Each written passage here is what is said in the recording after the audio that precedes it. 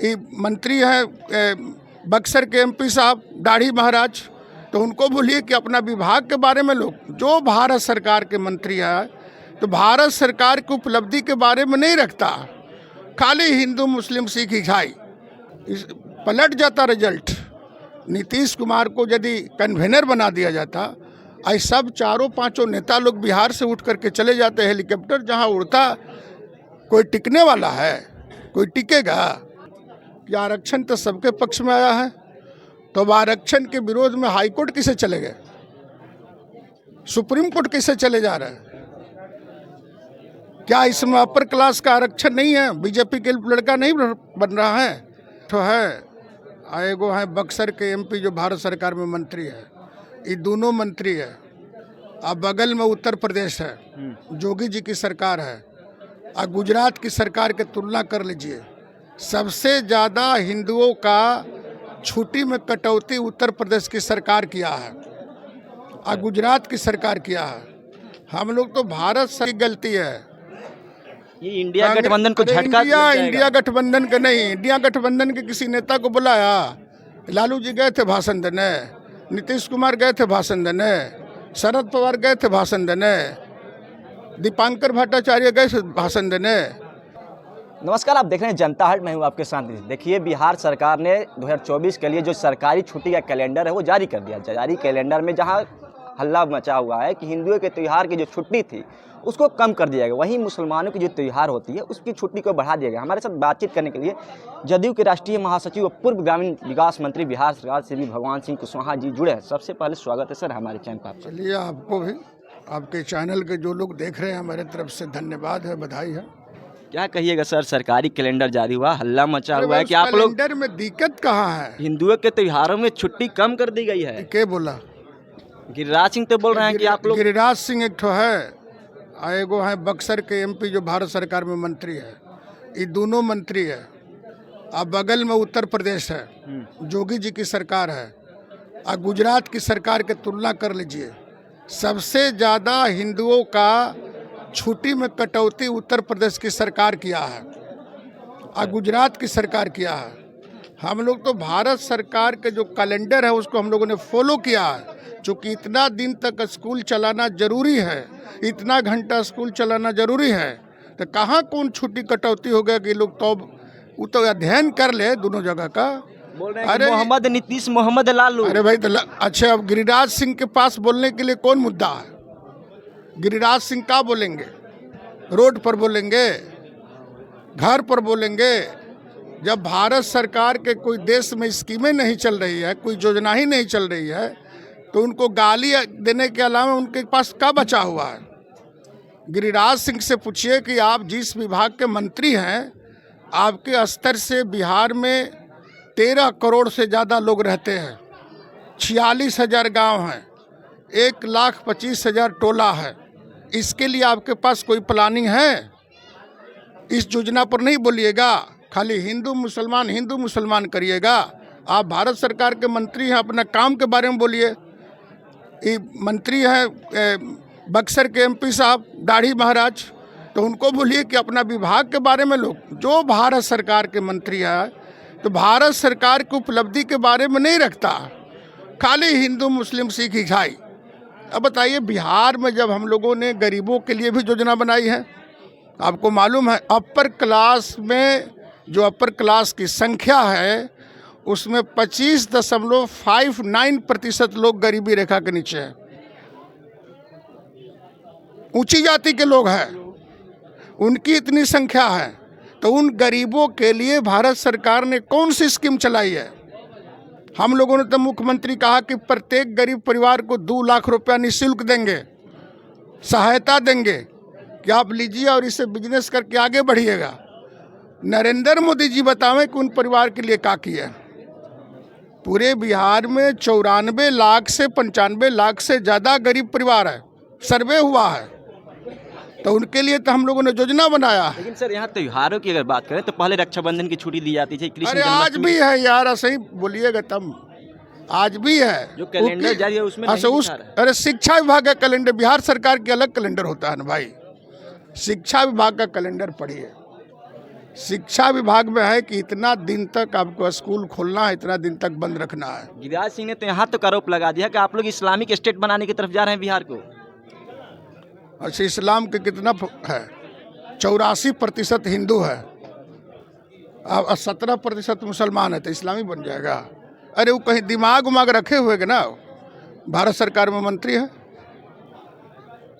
अरे भाई, सर्वे हुआ है बिहार में, इसका संख्या पढ़े हैं, इसकी संख्या है 84% लोग हिंदू है और 17% मुसलमान है, तो कैसे इस्लामी बन जाएगा? अरे एक मामला कुछ नहीं है, दरअसल ज़मीन खिसक गई है और नीतीश कुमार जी ने जो योजना चलाया है, जो हम लोगों ने सर्वे कराया है और गरीबों के लिए कल्याण की योजनाएं चल रही है, इनसे पूछिएगा ना कि आरक्षण तो सबके पक्ष में आया है, तो अब आरक्षण के विरोध में हाई कोर्ट किसे चले गए, सुप्रीम कोर्ट किसे चले जा रहे हैं? क्या इसमें अपर क्लास का आरक्षण नहीं है? बीजेपी के लड़का नहीं बन रहा है? अभी शिक्षकों की जो बहाली हुई है उसमें जो लेडीज आई है, उसमें लेडीज में अपर क्लास के, पुरुष में अपर क्लास की संख्या ज़्यादा है, क्योंकि परीक्षा ज़्यादा पढ़ा है, परीक्षा दिया है, पास किया है। 35% बिहार सरकार के नौकरियों में महिलाओं का आरक्षण है।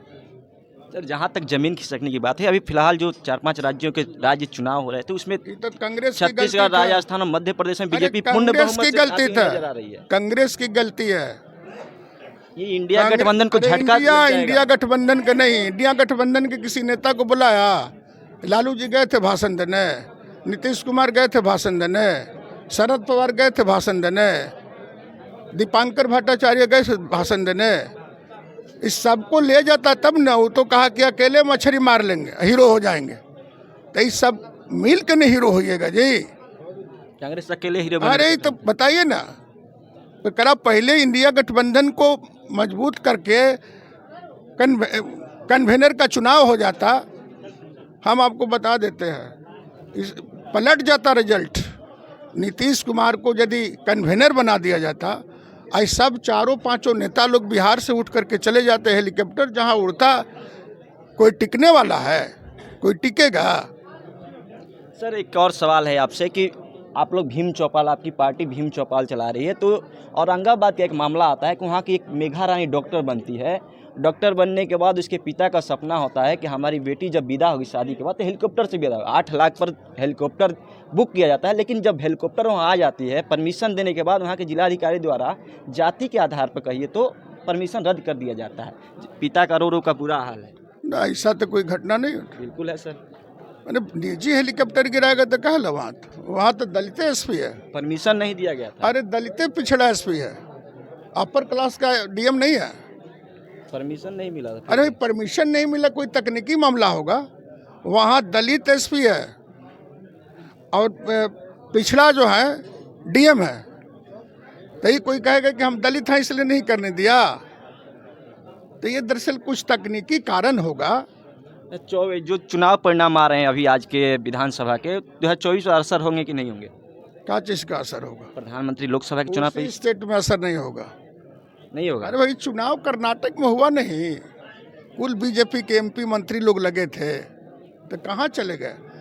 और राजस्थान में तो 3-4 टर्म से वहाँ पर कांग्रेस की सरकार थी, तो कुछ तो विरोध हो ही नहीं जाता है, लगातार कोई रहेगा तो उसका भी फायदा उठाया। और सबसे बड़ी, हम लोग मध्य प्रदेश जीत जाते, लेकिन हम लोग को न्योते नहीं दिया ना कांग्रेस, इंडिया गठबंधन नहीं।